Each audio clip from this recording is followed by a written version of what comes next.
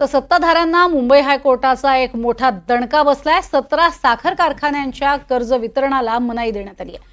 2265 कोटींच्या कर्ज वितरणाला red signal देण्यात आलाय।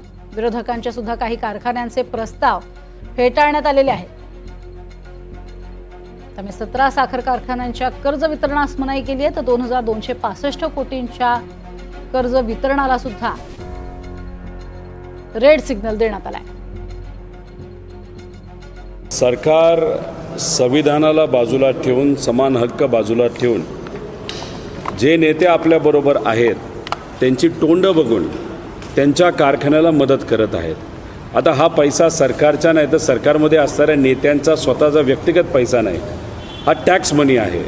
शेतकऱ्यांकडनं तुम्ही GST गोळा करता, सर्वसामान्यांकडनं करता, मध्यमवर्गीयांकडनं करता, आणि हा पैसा तुम्ही असा राजकीय हेतूतून उत्मात करत असाल तर हे योग्य नाही। ही भूमिका आम्ही घेतली होती, आम्ही घेऊन सुद्धा आमचं ऐकलं जात नव्हतं। मग शेवटी अशोक बापू असतील, असे काही नेते जे विचाराला निष्ठावंत राहिले, लोकांना निष्ठावंत राहिले, ते कोर्टात गेले आणि न्याय व्यवस्थेने त्यांना तिथं न्याय दिला आहे।